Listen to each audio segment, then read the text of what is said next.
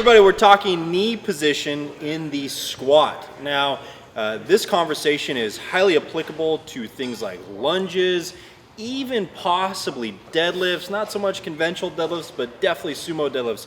We're going to talk about the squat though, because the squat is going to require more dynamic mobility at the ankle and hip than any of those other exercises that I mentioned. Though I suppose you could probably make lunges pretty challenging.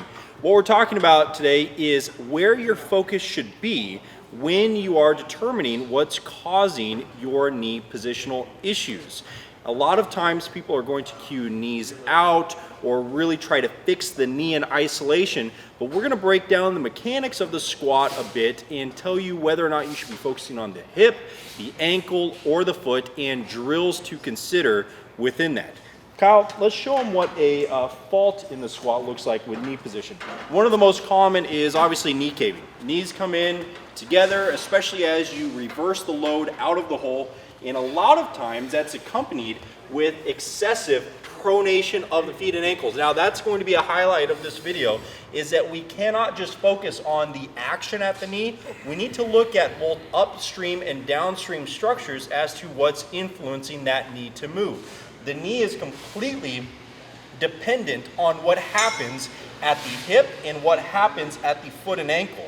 So it's very important that we consider both structures. A lot of times people are going to focus on hip external rotation drills or things like the hip circle, which are all well and good if that's your limiting factor. But we've found through experience and working with a lot of athletes that more often than not, the limiting factor or their linchpin is actually at the foot and ankle. And not many people realize that because they wear shoes when they train. And now we're not recommending training barefoot all the time by any means, but taking your shoes off to squat, especially if you have knee positional issues, should improve your kinematic awareness of positioning during the actual movement. The other fault that we're going to see in a squat is excessive varus of the knee position or rolling out. This is accompanied with people who almost try to overdo the knees out cue if their knees are collapsing in, but they never establish that conversation with the foot. So we're going to talk about a few fixes here today and some of our primary go-to strategies for developing those things. The first thing that I would say is just take your shoes off and see if that fixes it. We find that as soon as people take their shoes off, they tend to have a bit of a better base of stability. They might feel a bit more off balance or different, but it's simply because they removed the structures that was helping them stabilize their joints. We want your feet to be really strong and muscular so that you can support a mobile ankle above the foot. There's a few drills that we really like and a few cues that we really like. The first cue is our version of the hip circle, and we actually do it around the ankles. Go it around your ankles here, Kyle. This is the stack the ankles cue. Anytime someone collapses inward at the knee, it's always going to be in accordance with a pronated foot position. Now, pronation is not terrible. Too much pronation is really bad though. If you are somebody who collapses inward with your knees, you have to check your foot and ankle position and make sure that they are not excessively diving in, which it's almost always going to be the case. The stack the ankle cue is to draw attention to the actual position of the ankle over the foot and subsequently the knee over the ankle so that we do not have the knee excessively collapsing in. We really like to have a band around the ankles for this. I have in the past too used my fist to press in on somebody's ankle and that gets them to press out. Not a lot of people have training partners who are going to do that, and a band almost works better because you can do it on both ankles at the same time and you can even do it while you squat. So the band is going to cue you to get out of excessive pronation of the foot and get you to actually press outward if you are the person who collapses inward. The band tension, I don't know, what do you think that is, Kyle? Maybe 40 pounds? Probably even less. It's not a ton, it's just enough to cue the position. We don't want you having to work too hard against the band, but we do want it cueing better position at the foot and ankle.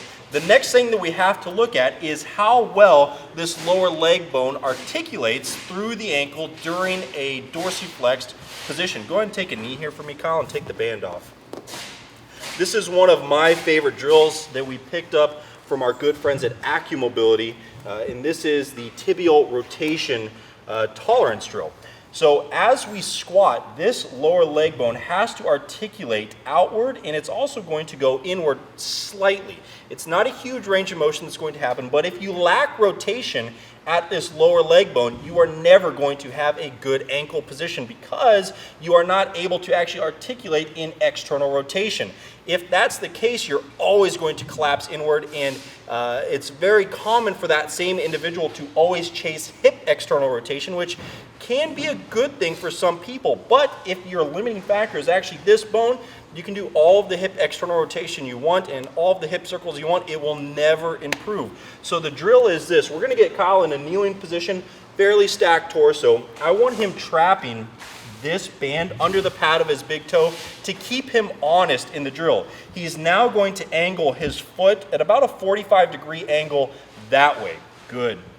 As he does this, I want him to still maintain his stacked ribcage position. He's going to hold this. I could hold it for him, but assuming most of you guys are going to do this by yourself, he's going to hold it. We're not going to give him too big of a leash down here because we really want him to work against it and make it really challenging. Now that we've biased tibial internal rotation, which is probably where he gets stuck the majority of the time, we're going to work on externally rotating that and pressing out as hard as possible. Now what the band's doing is keeping him honest from losing this position, because if he were not to have the band, go and take this out, Kyle, he could potentially get all the way out here and with a pretty poor foot position. So he's not really rotating his tibia any further than about this. It might seem like he's doing a bunch, but he's really just missing his foot position. So that's why we use the band there. And the way that we would improve this drill, the way that you know you have an issue with this drill, go ahead and put that back in there, Kyle. If when doing this drill, you immediately lose pressure at this at the pad of the big toe and the band comes out immediately, that's a very good sign. The other sign is if you cannot move your knee position at all, or if your hip cramps up a ton. If either of those conditions are present, that means that you probably have a real opportunity at improving the rotation here. If you can't get to at least this position, you probably have a real opportunity to improve your tibial rotation for squatting. The final one that we'll take you guys through is more practical. It's something that's very quick cleanup and prep work. This is going to be a cueing drill, and it's for somebody who loses contact with one side or the other of their foot. A lot of times, go ahead and get set up here for me, Colin. You can go ahead and put the bar on your back.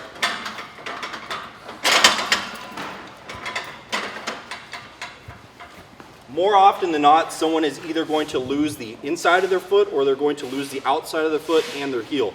It's never going to be both conditions unless we have some massive hip shifting left to right.